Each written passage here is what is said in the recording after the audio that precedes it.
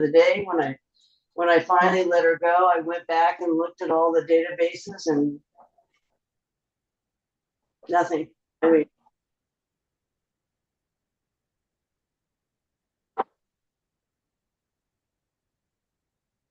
okay.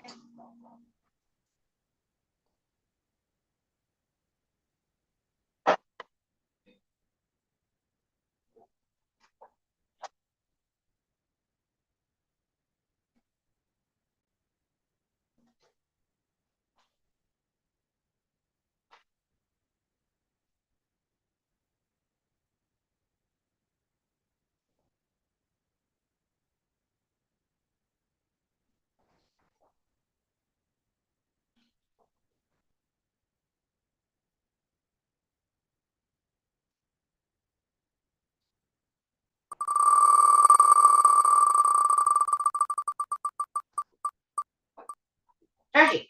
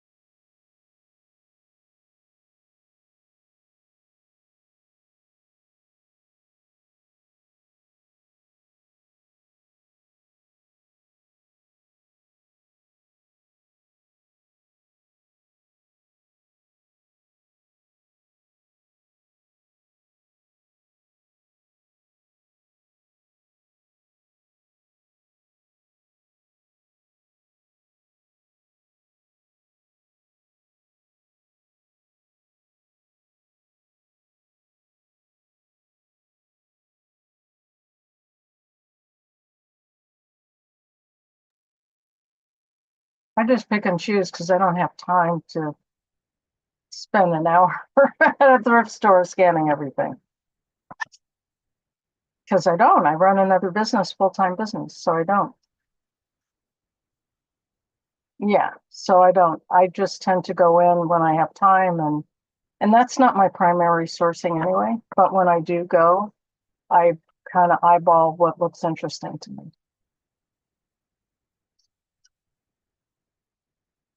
I have to because my other money is coming from a full-time business. So, yeah.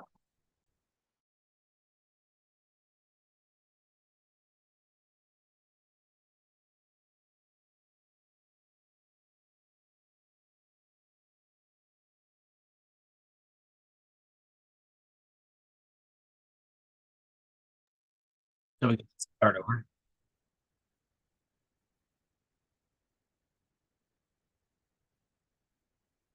Working as intended.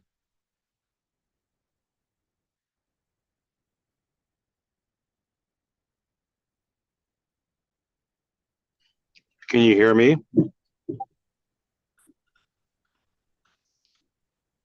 Hello, can you hear me? Yeah. Okay. Roy, I can hear you.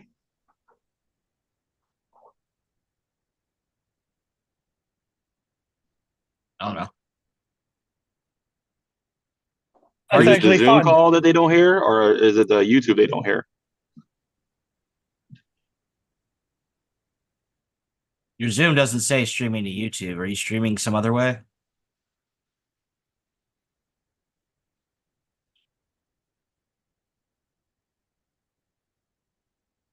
Interesting.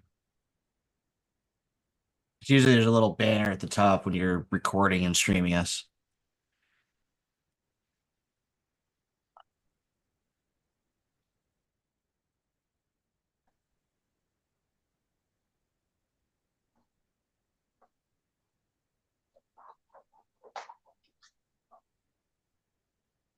I'm muted. Hello, hello, hello. No. Oh wait, maybe that was it. Maybe you're getting punked. No, I'm good now. They should be able to hear me. You guys should be able to hear me now. I can't hear you. You can hear me. I know you can hear me. I've been hearing you. No mic sound. Yeah, that should be fixed now. All right, yeah, we're rocking and rolling. Let me just get this back to actually being shown.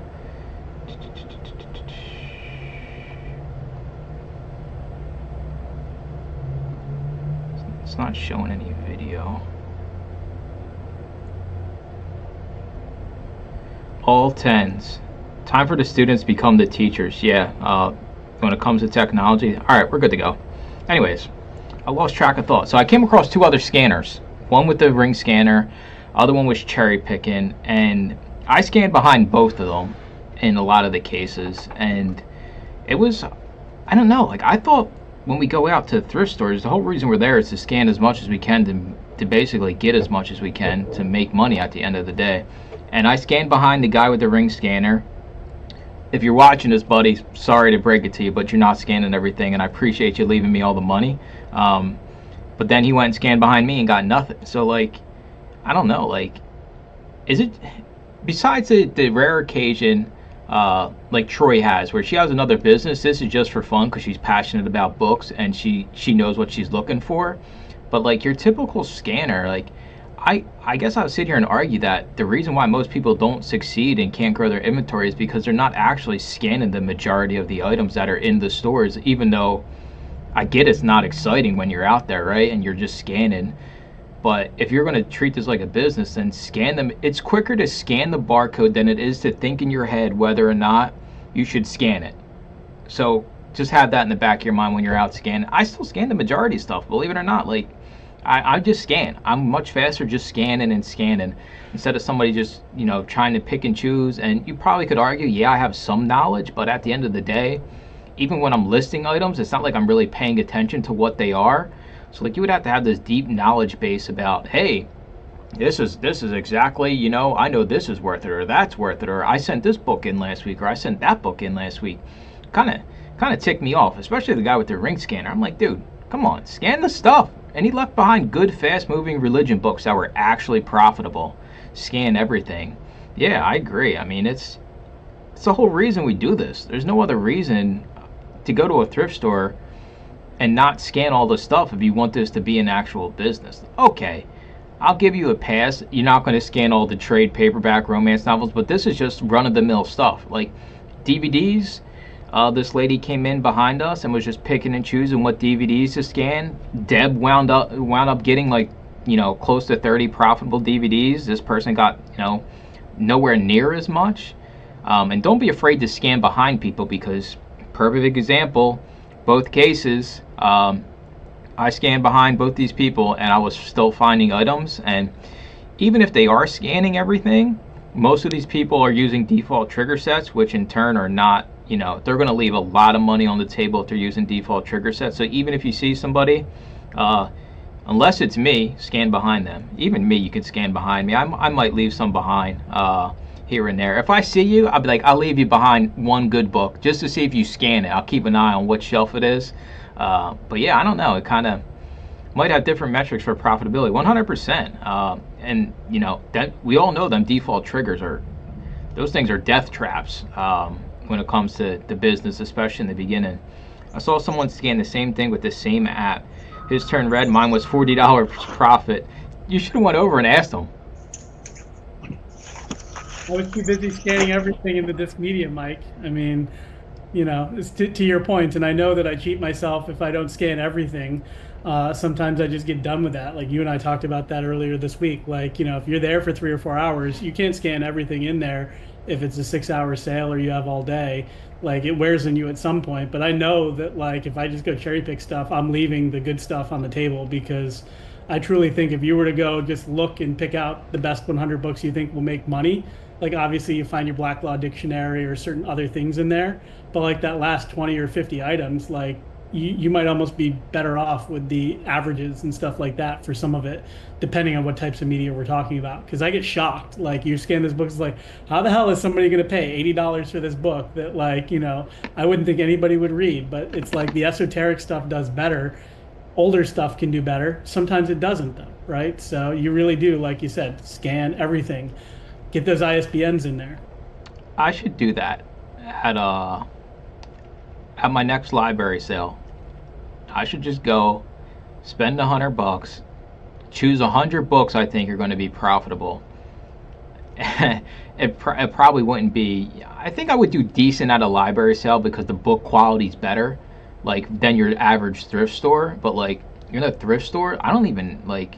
It would even be hard to choose that many books that you would think is profitable because most thrift stores you're not pulling out. I would have to decrease the number to like pick 20 books without scanning.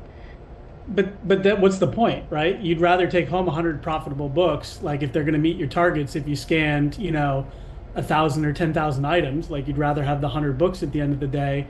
But like if you're only going to cherry pick 10, like I bet most of us can cherry pick 10 really good items from a library sale that would make a lot of money, right? Without scanning, without anything. But it's when you want to go beyond that and hit certain numbers, right? I don't want to go to a library sale if I'm driving and spend all that time there to come away with 10 items. Like, now granted, if the 10 items are going to make me $1,000, great, but like I don't think the 10 items are going to make me $1,000, right? They're not going to be $100 profit each. So that means you have to look at more. And like some of the best books, like I found a Black Laws dictionary in a library store last weekend. I didn't need to scan that to know that I was going to make money and I was going to grab that thing right away, right? But like, you don't know everything. And some of the most expensive books that I've ever sold were things that like I would not have grabbed probably out of the pile if I had to guess. The comparison is me trying to learn everything about books so I don't have to scan everything versus me just scanning everything, and the time difference, like you're talking, you're never going to know everything. And it's funny because Deb went to a section that the lady was like kind of picking through and scanning, and she got like $150 like bass fishing book, and it's just like if you just would have took the time, the extra 3 minutes to fully scan the section, even if you're in a situation like Brian's talking about and you're just overwhelmed, right? You walk into that place and there's 100,000 books, right? Like, okay, I'll give you a pass. If you're going to spend the hours, at least spend them wisely, right? Like you're going to keep the fiction for last. You're going to go for all the nonfiction stuff first. But when you have a chance and you can get back out there, go on fill a bag day and scan all the fiction. You'd be amazed at some of the good fiction books you can find that are fast moving that you're going to make $4 or $5 on the second they're in your box and shipped out the door. So it kind of, I don't know, it doesn't light a fire under my ass when I see another scanner, but I do get irritated when I see people half-assing it because I know 2 or 3 months from now it's the same person that says that selling media on Amazon doesn't work, right? Like that's just the natural evolution of somebody who half-asses something and then they don't get the results, and then the immediate reaction is, well, this business model doesn't work, when here we are as a group. I would be curious what our actual overall sales number is in the media world as a group. It's well over 7 figures, multiple 7 figures, I would assume. And it's like, well, what's the difference between me and Johnny? The only difference is Johnny's a hot shot and he's picking and choosing what he's scanning, and I'm scanning everything, or vice versa. Johnny's scanning 10,000 more items than me a day. Of course, Johnny's going to have a bigger business. That's all this comes down to, is scanning. I know it's silly and it's not fun. It's not informative. You're literally just a robot scanning things. But when it comes to bang for the buck and the money you spend, it can't be beat. Hey, Mike, I was actually at a book sale once, and I ran into a guy who was scanning, and he was actually using one of the buyback companies, like a Books Run or whatever, and that's what he was scanning with. And he's like, yeah, I don't have to pay the Amazon fees. I'm like, oh my God, are you freaking idiot? Yeah, I just let him do his thing. Yeah, I ran into an old lady at Salvation Army who was doing the same exact thing for Sell Back Your Book. I even talked to her. I said, listen, they're giving you $6. This thing's going to sell right away, and if you sold it yourself, you're going to get $30 profit in your bank account. And I got almost the same excuse, but mine was, well, I don't have to worry about paying taxes and setting up my own account. So I got the tax part through in there on me as well.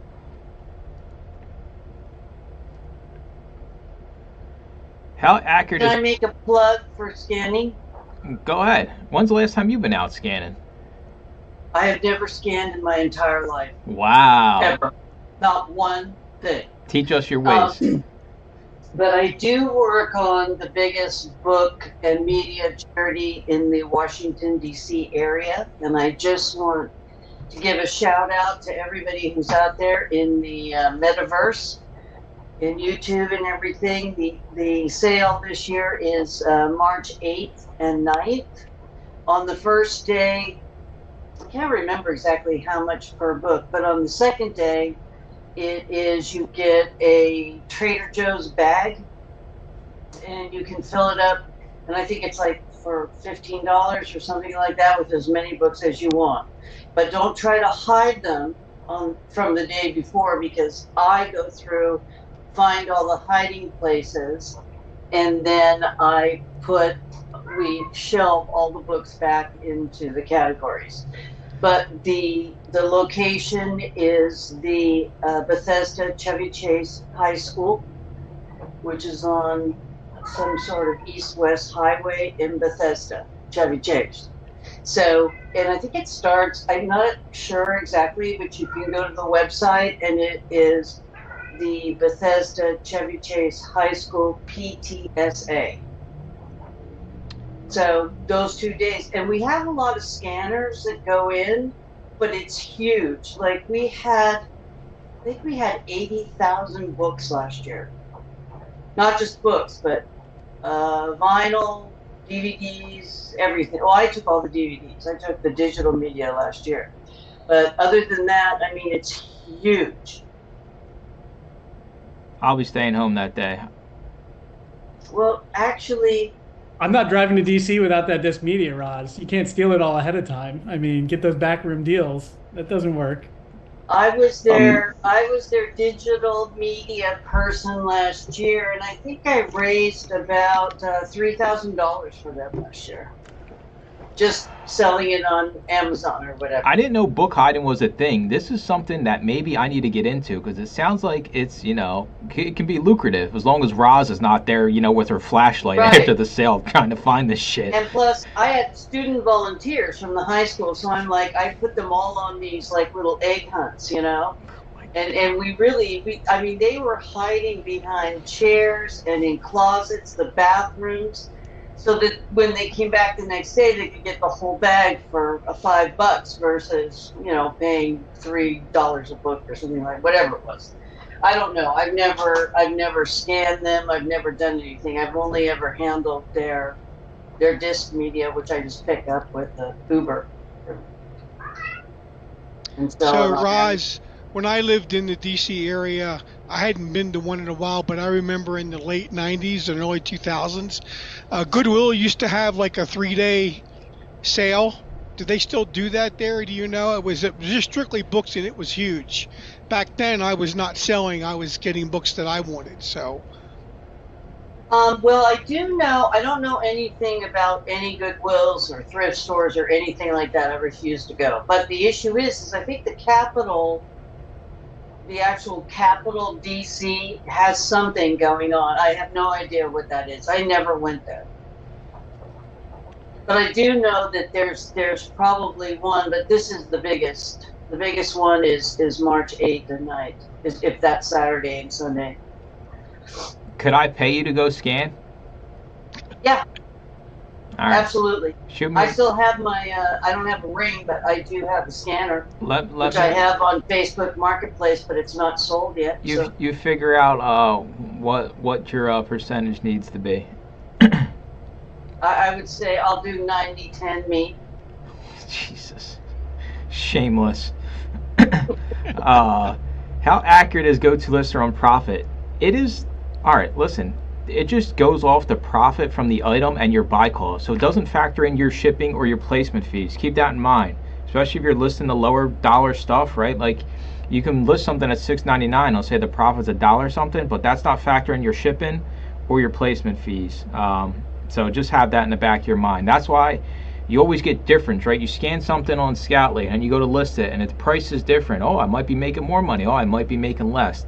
The software only does what the software does. So just make sure you're kind of paying attention and you don't go too far down on the totem pole when it comes to how low you're willing to sell something for. I only sell things at $6.99 when it's the end of the road, 10 months plus. Then it's time for that stinker to get grabbed by some hotshot Amazon to Amazon seller who thinks they can flip it for some money.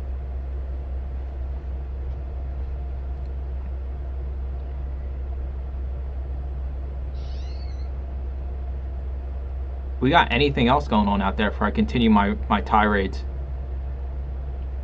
I was going to ask you to continue your tirade. You said you had more than one thing.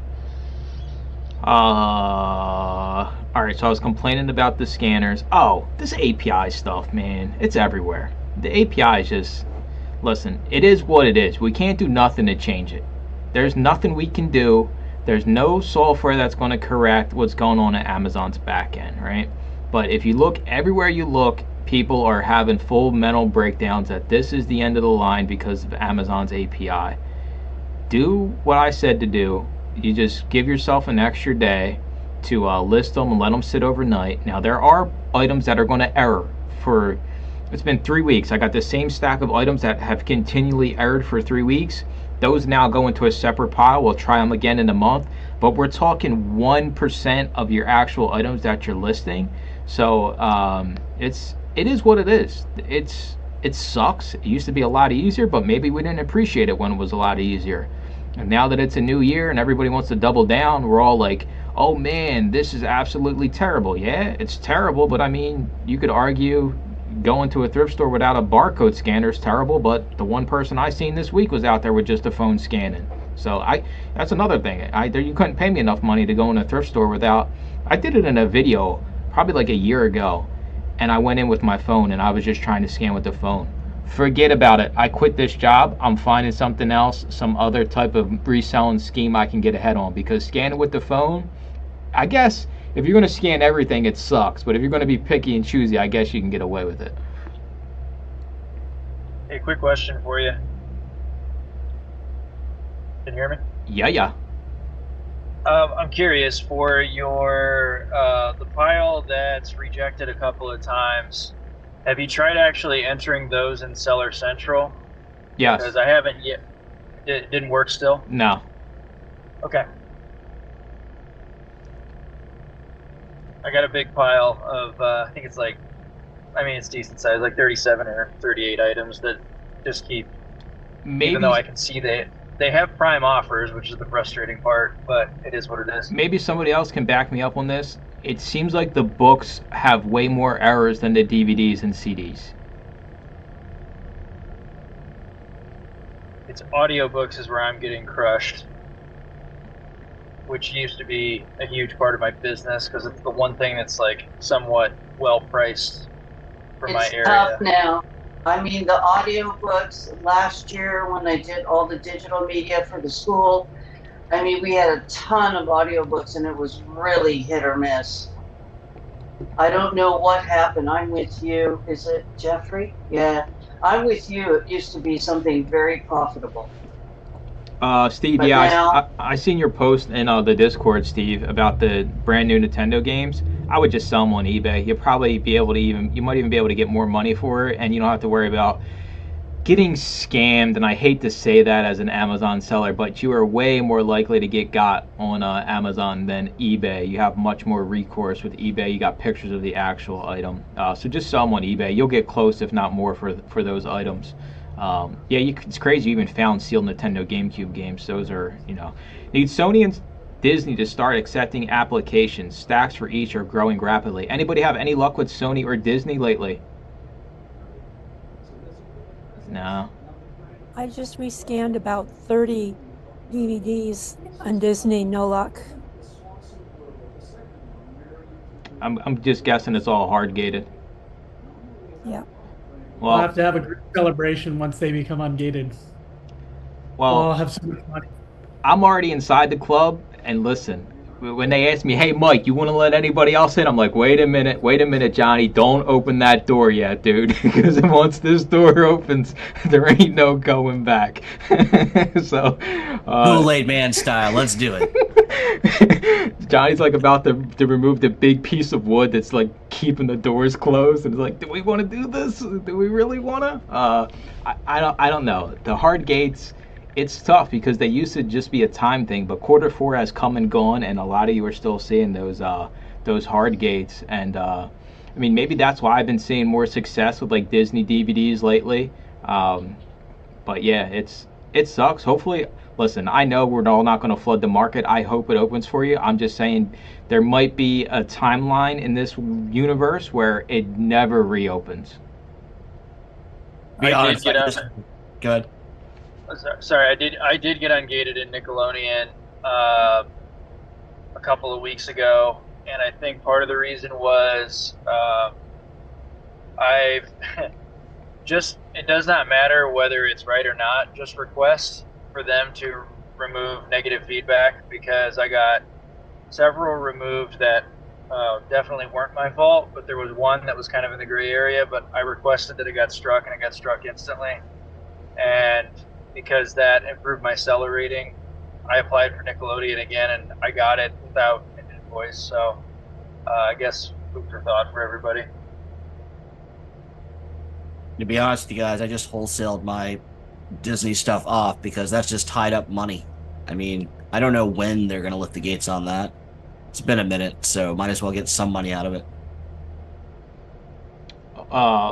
Yeah, it's one of those things where it might happen, it might not happen. All right, I'm curious. If I have free media rank 50K or less, what's the lowest you recommend to send in sales price wise? I'm curious what some of you would say. You got it for free. $3. $3, you're going to lose money. $3 profit? Oh. Free? Okay. So that's like what? On a book, that's like $10, $11? Yeah, it's probably closer to 11. We need more information, dude. Is it a book? Is it a CD? Is it a DVD? Is it a big book? Is it a small book? I mean, you just kind of left us flying blind here. I'm not going lower than $9.99 on anything, regardless. And there's really not many books you can $9.99 and still make $3 on, unless it's real tiny paperback. Usually, some of the super small religious books. Unless you're chasing the buy box, that's the only time I think it's okay to break even and even, you know, lose a few pennies on it. If you already have the buy box, leave it behind. Free is free as in the price you get it for, but there's other consequences down the road. If you got to get it removed, then it's no free. It costs you money to have something removed in Amazon land nowadays. And yeah, 50K is a fast mover, so your argument's going to be, well, it's guaranteed to sell. Well, nothing's guaranteed to sell. Amazon could hop on a listing for $3.50, have 1,000 copies. I've seen it before. DVDs, $9.99. I'm not going no lower than $9.99. Some other people in the group might go down to $8.99, $7.99. For me, $9.99, I clear $3 and some change. So I only got to win on like 1 out of every 30 to break even if I'm paying 10 cents a piece in bulk. So that's my mentality. I'm definitely going to win 1 out of every 30. I'm going to win a lot more than that. So that's $9.99 is where I stand. I don't reprice them because you get a fee discount at $9.99 and below. So make sure you're not repricing your $9.99 items up, because then you're going to pay more in fees. If you fall between $10 and $11, you actually pay more in fees than if you had it at $9.99. I know that was a lot, but that's kind of where I stand on it. Don't chase this low dollar stuff. It's the same with eBay, right? Value your time. I know it's easy just throwing a label on something, but it's got to make sense at the end of the day financially, right? You're just not going to send everything just because it's easy to send everything. We got to make money at the end of the day. Maybe they want to run a merchant fulfilled operation. Merchant fulfilled, knock your socks off. Go down to a penny if you want. Good luck, and you know it's going to be tens of thousands of units to succeed in that business. Somebody else said something up here. Oh, I have a question. Is it better, since we're on the topic of scanning everything, is it better to be the person that goes in and just picks with their phone what they think is worth it, Or is it better to be the person that is slow at scanning, so it's going to take them longer to scan everything in the store? Or is it better to be the person to walk in and pick and choose what you scan, but maybe you can get to a few more stores in the day? I'm curious on opinions on this. Everything meaning they're doing hard lookups, they're cracking open the book to see if there's an ISBN, or just barcodes? Yes, if there's, all right, well, we're going to address this right now. If there, I'm going to throw this in there as well. If there's an Amazon label already on the back of the book, are you ISBN scanning that book, or are you passing? I'm curious. These are all questions I have that have been brewing all day long. It's probably a pass, just because it's had its chance on Amazon. But then again, I don't know what that Amazon seller did. They could have tried pricing it at $300 for all I know for a $10 item. And I think you also have to guess where it came from. So at a library sale, I think I'm more apt to scan that than I would be at a thrift store, because I think that the people who are donating to libraries and things like that often would be people with disposable income. So like I went to like a synagogue sale this weekend, and all of the CDs were basically pristine. Like there's like 10 CDs that I need to do anything to of 400. And so like they were all just like almost like they hadn't been used. So I think that would factor into me as well. Go ahead, Roy. I look at it as the same thing as, like, Amazon stickers, thrift book stickers. They're all the same. And yeah, I scan them just because sometimes, people just buy them on Amazon and still got a lot of money left on the bone, meat on the bone. They just happen to pass it on to the next place.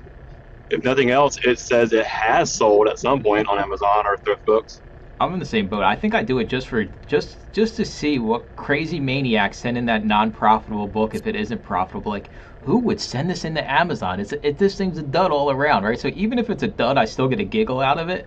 But I do make it a purpose to scan. You got to scan books that don't have barcodes. It is not hard to do. The apps are super good now. It's not like when I started. I remember back in the early Scout IQ days, and you're trying to scan one of these ISBNs, and it just sucks. It doesn't pick it up. You got to hold it at a perfect angle. Now these, Scoutly scans it right away. So make it a purpose to scan these no barcode books. Even some of these ones that don't even have the ISBN on the back. I got like this big one of these Torah Bibles. I don't know, but the thing was like huge. I'm going to scan it, and there's no ISB Torah Bibles. Yeah, Kim's laughing. Torah's not even a Bible. I think it's like a completely different religion, but that goes to show you don't need to know shit about books to make some money. It was like a $60 Torah Bible, first of its kind ever. Yeah, and it had no ISBN on the back. And it was one of those ones, like, it was in a different language on one side and it was English on the other, so I had to, like, it wasn't even on the inside. I had to go all the way to the back of the book to scan it. And I just know, like, if you actually put in the time, I know deep down in my heart, regardless of what any of you think, if you actually put in the time and you actually get out there and scan inventory, you will make money selling media on Amazon, regardless of your age, size, weight, shape, form, gender, religion. I think it's 100% a guarantee. Or intellect. Yeah, or intellect. You don't even have to have any intellect. You don't even know. You're talking about And Torah it's like Bibles. I said in your video the other day in the comments, this is the largest marketplace in the world. And really you have access to every single solitary consumer on the planet, nearly. And if you just put a little bit of elbow grease into it, you can be very successful. Really. So basically what we just said is that everybody that fails this business really didn't give it 100% effort. Well, I don't know if you even need 100%. I mean, I think you can be successful on the platform with whatever model works for your life. I mean, if you want to be Johnny, that's the one extreme, and if you want to be me, that's the other. And it just, you can really make it work, though. I see that there's a lot of complaints. I have a lot of them right now, but the issue is that no, it's the largest marketplace on the planet. Period. All right, so we got another. Do with it what you will. We got another good question. So what the FBA? I guess this is, so why do FBA sellers that have DVDs at $6 if they lose money or just want to liquidate? Your thoughts? I'm a new seller part-time, so still learning. Okay, so the argument that can be made when somebody's selling something at a loss in the DVD realm or CD realm, first thing is, you gotta realize, most people don't have repricers set up correctly. They don't know, anybody can be a reseller, right? Somebody like myself who has the intelligence of a chimpanzee can start this business and start listing items on Amazon. So when they list the items, they could be matching the lowest merchant price, right? Another thing is, why do we go down that low in price is so we can sell our item instead of paying Amazon to remove the item, because Amazon has fees associated with your items being removed. Yes, they can be liquidated, but not all items can be liquidated. So if you do see these situations, it's usually somebody that has no idea what they're doing, or it's somebody like one of us here in the group that wants to sell our item at a 50-cent loss so we don't have to pay $1.50 to Amazon for the item to be removed down the line. So yeah, it's you see it all the time. I got a bunch of screenshots in my phone. I've been meaning to make a post where I see FBA offers that are like $1.30, $1.50, right? People that just, it's unfortunate, and I wish I could, help everybody be smarter in the business, but the reality is, this group, yeah, we got 300 and some members, but we're like a tiny, tiny percentage of the media realm out there on Amazon, and unfortunately, anybody can start it. Anybody can price their items at any price they think is possible, and that's why business models like, Joji and Victor, even the eBay to Amazon models, right? They take advantage of people that don't know properly how to price their items, or just see the arbitrage and it being a seasonal thing as well. There's so many different factors that go into it. Mike, could you, I've been meaning to ask this question for a while. It's pretty basic, but when you have something like a Bible with nothing to scan, and no number, and you said you looked that up on Amazon. First of all, I'm thinking you use the retail Amazon app, not the seller app? No, I never use SellerAmp, but I just scan the ISBN through Scoutly on the phone. And what if it doesn't have an ISBN? You do picture lookup, but I don't know if you do that. I don't know how you do it or how you get that back into Scoutly or Scout IQ, or do you not? Do you just go by? You cover scan the item, and then when you go to list it, you have your pile. It's like the same idea when you're cover scanning CDs, right? There's no scannable barcode, but on your mobile Amazon seller app, you can add a product, and it's really good at picking up what the actual item is. So when you go to list it, you can do two things. You can just do it through your phone and scan it again, and then click list, and it'll pop off like the ASIN when you go to list it, and you can just type the ASIN right in the go-to lister, or you can scan it on your phone, see what the title is, and then type it in Seller Central on your computer when you're listing, copy the ASIN, drop it over in go-to lister, and you'll get the barcode for that exact item.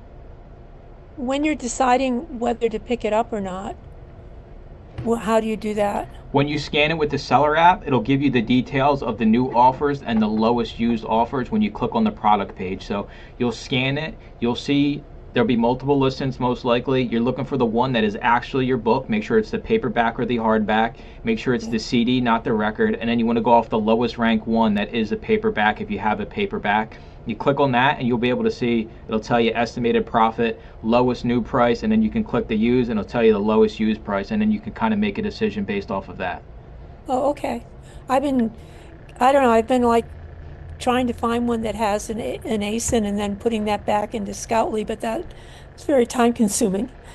Yeah, just do it through the seller app. I'm going to assume you have SellerAmp. I know some people use SellerAmp. I personally never have.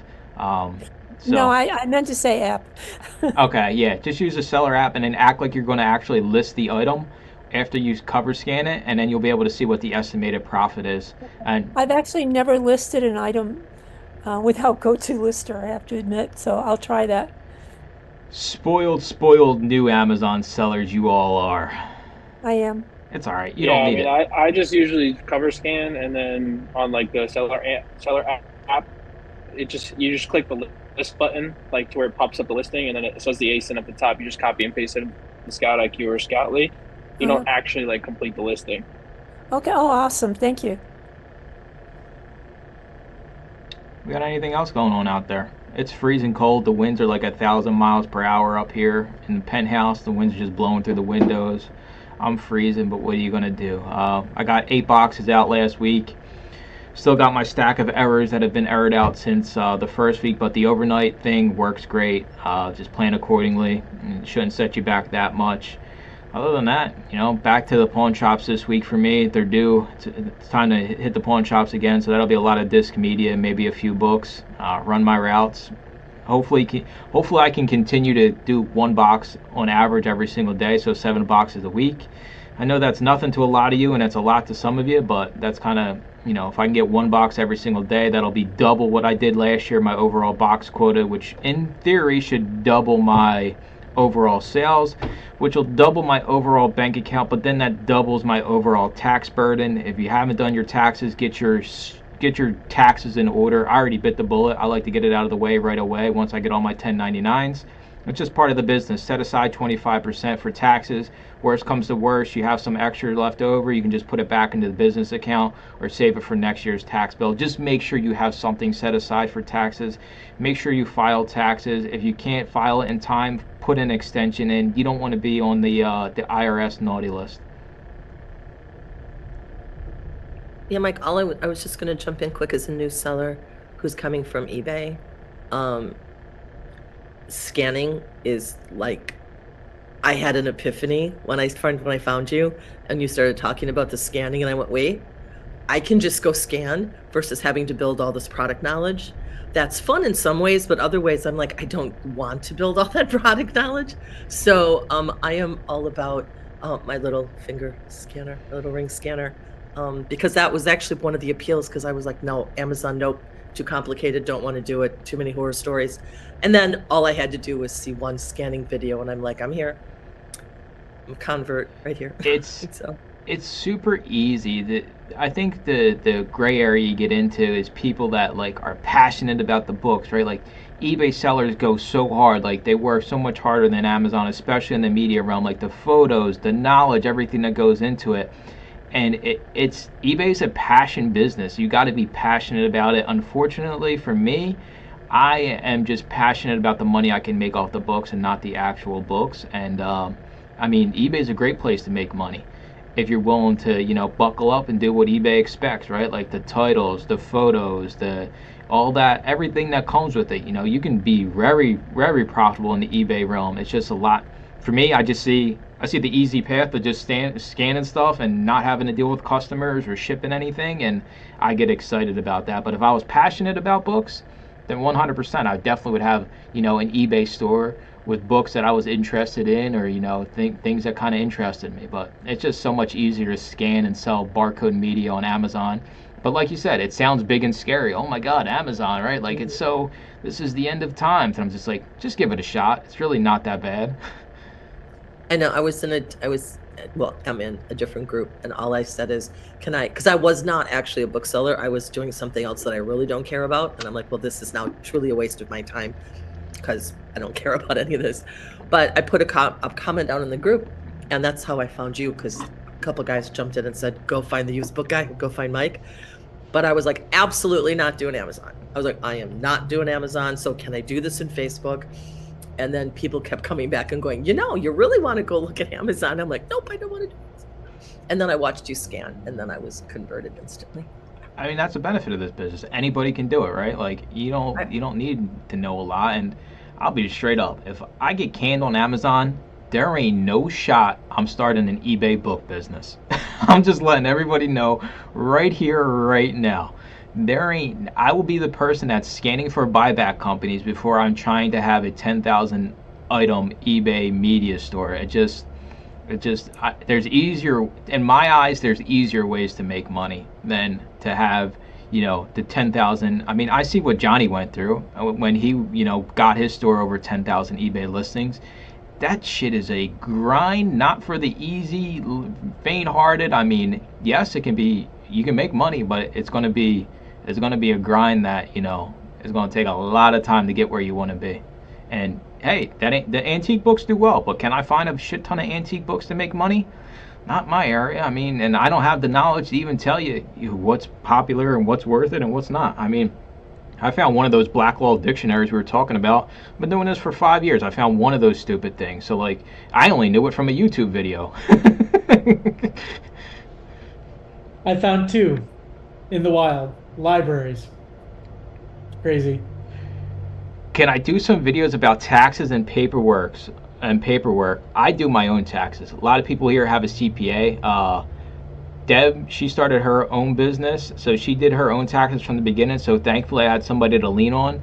I just recommend having a CPA. It's going to be a write-off anyway, but you have to keep your books in order when it comes to receipts. Everything has to be in order. Have a separate bank account. But yeah, video on taxes. I just use QuickBooks Self-Employed. I just scan my receipts. Once my wallet looks like an old lady's wallet and there's like 10,000 receipts in there, I just scan them and it loads all the information into QuickBooks. And but I gotta write off everything, right? All my expenses that come in, I do it all manually. So it's much more intensive on my end. But I would just get a professional CPA, separate bank account. You'll be a-okay when tax time comes, as long as you have the money set aside. Don't make sure you're setting money aside for the tax man, because you know you're always going to have to pay taxes. You could also file your quarterly taxes and prepay that. That's typically the best way to do it anyways. Yep, you pay your quarterlies. It's usually, in my case, it's usually always more than what I actually owe, and then they'll just credit you back at the end of the year, and if you overpay, you'll get a refund back. And you just file your quarterlies, and QuickBooks lets you do it right through their actual website. What you do is you do your quarterlies, 25% first, second, and third quarter. Don't pay your fourth quarter, and then all you do is pay whatever was left over. Because usually by the time you get to that fourth quarter, that's where you overpay. Yeah. Yep. Because your sales are ramping up. Yeah. Yeah. We include the money from declutter and sellback when we calculate earnings from reselling, right? Yes. If you wanted to be a shady reseller, the answer is no. But as somebody that keeps it 100%, the answer is yes. You want to include all income that you have, right? So say the rule this year was what, 5K, right? So say if you made $4,000 on eBay, you don't get a 1099. Most people, and that's why the whole reselling community was up in arms, they don't say that they made that $4,000 because they don't get a 1099. So eBay doesn't send a 1099 to the government. I only challenge you is, well, what happens next year when you do 10K or 5K and you get a 1099, and for some reason the IRS says, hey, well, what did you make last year? All of a sudden you're making $10,000, $20,000 on this platform. We want to see what you made last year. Well, then all of a sudden you're in hot water because you didn't claim the income on that platform because you didn't get your 1099, so you thought you didn't have to pay taxes on it. And especially as a smaller business, if you have a CPA, they should be able to take care of you when it comes to your write-offs and things like that. So you're not, paying an arm and a leg part-time doing this if you have a good CPA. Separate bank account for the business or Amazon alone?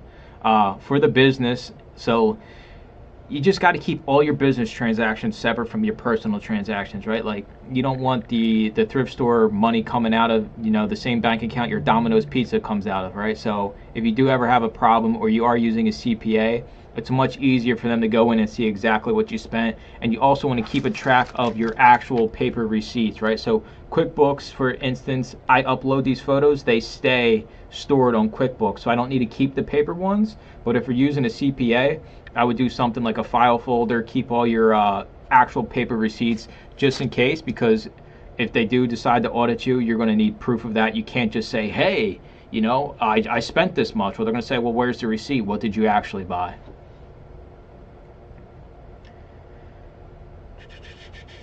Face scan a bookseller app, cover scan, and we include, yes, all right, where am I? I'm way back here. Yeah, personal account for the business. Yeah, you don't need an actual business account. You can just set up a separate checking account with your bank.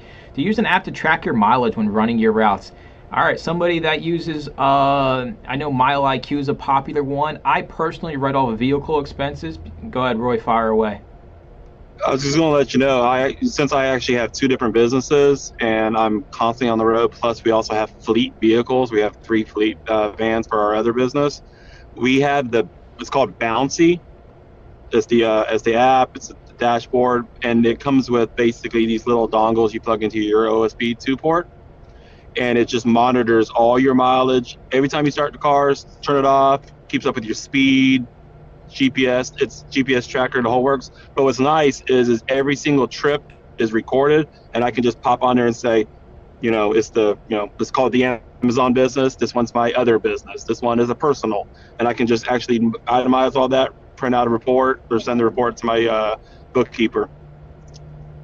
It's easy. It's a monthly subscription, and like I said, it plugs into your OSB 2 port, so it's a very fast and easy way to keep up with your mileage, all your mileage.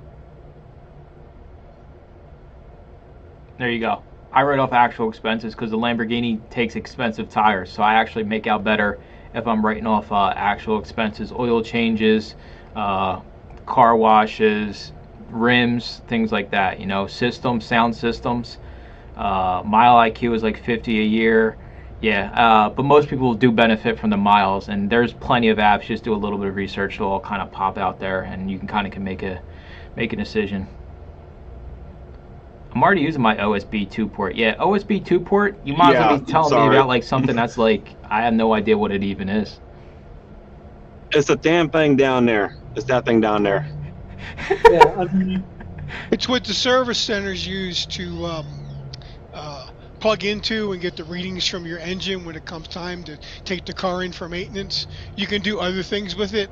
There's several of them that are tracked that'll, plug it in and it takes away the check engine light and that kind of stuff. So. Well, I like it because I have the fleet. I can sit there on my phone and I can see where all of our vehicles are throughout our entire region, and I can track them. So it's a great use, great tool. But even if it's just you by yourself, it's just one less thing to have to keep track of. It just does it all for you. So, Mike, I still use your very first suggestion from a long time ago, which is the little calendar book. Yeah, dude. It stays in the car, and I just write down where I'm going. And if I want to verify the mileage, I just hop on Google Maps, and I take their mileage, which is just as good as what I've got. Yeah, it's I think people sleep on the little calendar book, especially people starting out and like maybe you're running different routes. It's good to see, how many you're getting from each store and how often they're turning things over. But it's not exciting to have a little calendar book, right? Like me and Brian are like two old guys, like, oh man, let me pull out my little calendar book and write something down. That's a thing of the past. So last year I had an accountant. Part of it was because we had some personal stuff to take care of. But he was actually cheaper than going and using Quicken or whatever, not Quicken, QuickBooks. Yeah. The subscription now, because it's gone up, the subscription for QuickBooks was more expensive than paying some guy to do it. Yeah. And all I had to do was walk into his office and sign the paperwork. It's expensive. I think it's about $38 a month now for QuickBooks Self-Employed. So they're taking me for all I got, but it is what it is. It's a write-off, and my luck, I get some CPA that has no damn idea what I'm doing, and then I wind up like one of these celebrities in jail for tax evasion. Be jailed up with Wesley Snipes. You want me to take your breath away? We pay our bookkeeper $400 a month and our CPA $2,500 a year. I mean, just to maintain our books. Yeah, well, how many different things you guys are juggling? It sure is worth it. I mean, you don't have enough time in the day. Yeah, $400 a month for just business is what I'm paying. Usually, it's variable based on what they do. But like, my business partner and I have a whole bunch of businesses, and we pay probably easy just for our bookkeeper. And exactly, and it's worth every penny too. Somewhat, yeah. Payroll stuff, absolutely. So, we got anything else going on tonight? Got 7 minutes left before we roll out of here. I'm at 1K to file my end of the year taxes. You should have enough write-offs to easily counterbalance that, as long as you've been doing this for a little bit of time. But even 1 month, right? Because if you're working out of your home, you have home office opportunities you have that should easily wipe out 1K.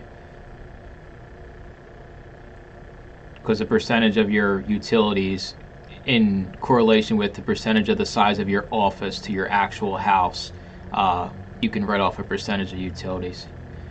Oh, that's what I pay my accountant. Oh, yeah. 1K a year, like I said, you get to write it off anyway.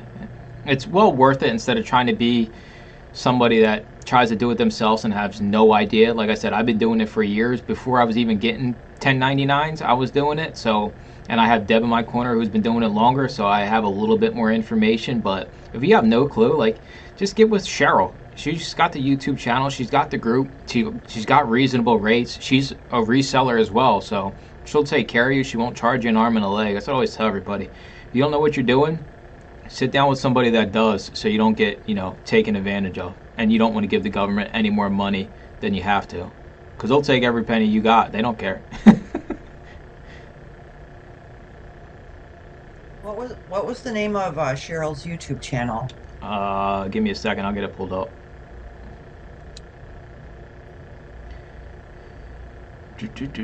Simplified accounting. I'm going to get the actual link here in a second. Here you go. Link is going into chat. Unless somebody already did it.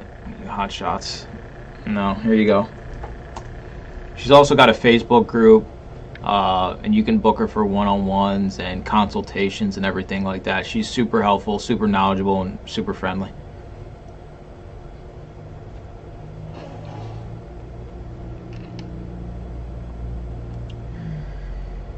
Is this a weekly treat? For you, it's only a monthly treat. But yes, all these fine folks sit down every week.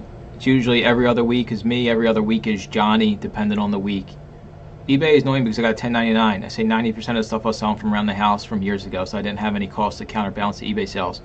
Yeah, I mean, besides your normal write-offs when it comes to, you know, your normal expenses, it's only going to get worse. $2,500 this year, and then it's going down to the $600. So buckle up, buttercups. There's going to be a lot of whiny, crying resellers out there because they decided to sell their couch for $600 and eBay's going to 1099 them now.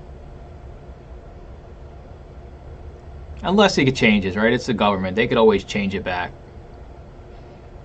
Does Facebook Marketplace do 1099s if you sell through them? Yes, they are a marketplace facilitator now, so they also will do 1099s.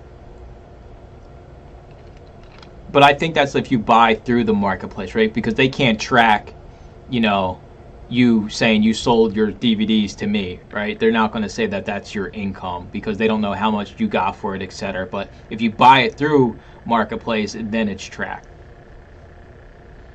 As opposed to somebody that's got an ad and you walk up to their garage and buy the stuff. Yeah. They don't keep track of that, right? Yeah, I don't think so. Overall, get with somebody, get with Cheryl, get with, I think the other one's Not Your Dad's CPA. He's another reselling one. There's a few good ones out there, and they're always looking to bring on more people. So get with the professional because I have no damn clue what I'm doing. So just because I haven't run into any headaches, it doesn't mean I'm 100%. I know, you know, when it comes to tax code, I know absolutely nothing. So definitely get with the professional. 3 minutes. Johnny, last call. You got anything exciting going on? Got to be setting up Books Pro tomorrow morning, so that'd be fun. Wow. Let us know how it goes. We always are intrigued when people try different things in the group. Guinea pigs, as we like to call them. Brian, have you listed through Turbo Lister? No, I have not. In fact, I had missed it earlier this month. Somebody in the group on Discord had asked me a question about Turbo Lister. I waited until they did the second release. I downloaded it, installed it. The first thing I ran across is it wouldn't recognize my thermal printer, so I couldn't print out labels. And then I kept getting the error message and I just gave up. So I am probably going to do Seller Central for a little bit because Turbo Lister sounds a little better, but because I lost the buy box for books, I don't have the stuff coming in from Amazon to justify the price for Turbo Lister. For Go-To Lister. Yeah. I'm going to stick with Seller Central for a while. Even that's different. It's at least it's not the way I remembered it when I did it before, but it's not that hard. It's just I get to go back to doing 30 up labels on a single sheet of paper. I don't know how to. I'm still going to at you for any Turbo Lister question that ever comes up in the group. Even after you retire from reselling, dude, you're required to be the Turbo Lister. You're Turbo Man of the group. You know, and it's not their fault. I mean, the people in there on that Facebook group whine like everybody else, but the reality is it's Amazon. Yep. They didn't give, I think, the third-party vendors a chance to know what was going on, and they must have really made some radical changes in their API that has really screwed them up because it's not just Turbo Lister. There's other ones that are having issues. Maybe not as bad as Turbo Lister, but they're still having issues. I think it's going to be I'm going to say 3 months before this starts to straighten out. Yeah, I agree. And like I said before, anybody who believes Amazon is a technology company is pulling stuff from where the sun doesn't shine, because they have proven that they are not able to do this. I agree. All right, we're gonna wrap it up here. Johnny's gonna go down that rabbit hole for us all. I'll make him report back. He'll report back anyway.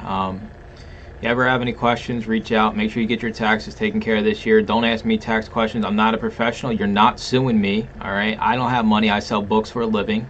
I barely can feed the cats with my YouTube money. So yeah, I appreciate you all. Everybody enjoy. What is today? Today is Tuesday. It's been a whirlwind. This year's just been crazy. Just one thing after another. Just go, go, go, go, go. Enjoy your week. Stay warm. Stay cold. Typical Tuesday for Johnny. He's probably going to go, I don't know, Johnny, what do you do in Texas? You go out to a rodeo or something? Bull riding? I don't know. Why are you giving me that look, dude? I've seen the movies.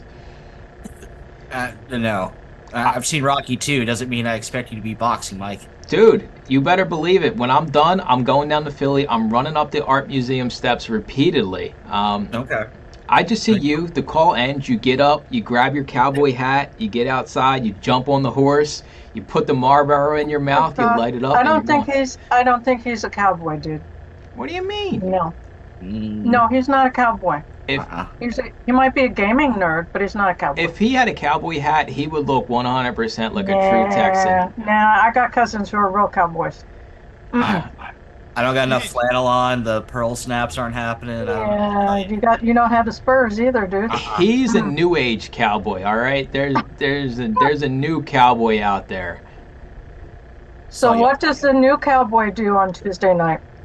We wear spandex and we go to the bull riding show. No, I'm asking Johnny, not you. You're no cowboy. They're wearing their John Deere jeans and their John Deere hat and their flannel shirt. Yeah, but what are you doing? He's wearing chaps right now. You can't see him. He's got assless chaps on right now. He don't want to tell nobody what he's up to. All right. Johnny, you need to get yourself a Stetson so we can see what you look like. A Stetson. Just try it on. I don't wanna. It's probably scratch. All right. I bet you wear Stetson cologne too, right? As a cowboy. What are you drinking? What do cowboys drink? Coffee. No, cowboys don't drink coffee. Cowboy coffee. Cowboy coffee. It's like whiskey or something in there. It's not just coffee. You caught me. It's straight up whiskey and coffee flavored whiskey. I don't know what to tell you. Only cowboys can grow their beards back that fast. All right, so I rest my case. Yeah. I'm gonna go play D&D with Bob over there. That sounds like fun. All right, everybody have a good one. Reach out if you need me. Enjoy your week. If you have any questions, you know where to find me. Bye. See you.